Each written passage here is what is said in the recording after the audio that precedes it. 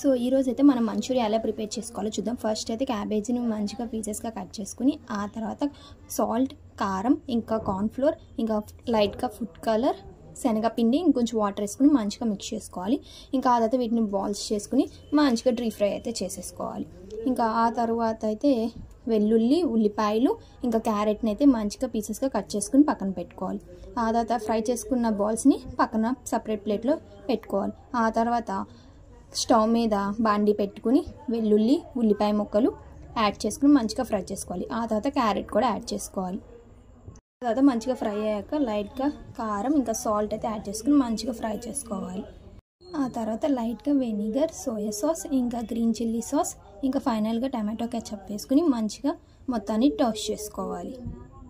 మంచిగా అయితే మిక్స్ చేసుకోవాలి. ఆ తర్వాత అందులో లైట్గా వాటర్ యాడ్ చేసుకుని మనం ముందుగా ప్రిపేర్ చేసుకున్న మంచూరియా బాల్స్ అయితే అందులో యాడ్ చేసుకోవాలి. ఫైనల్గా అయితే మన మంచూరియా అయితే రెడీ అయిపోయింది. మన ఛానల్ని కొత్తగా చూసినట్లయితే లైక్, షేర్, సబ్స్క్రైబ్ చేసుకోండి.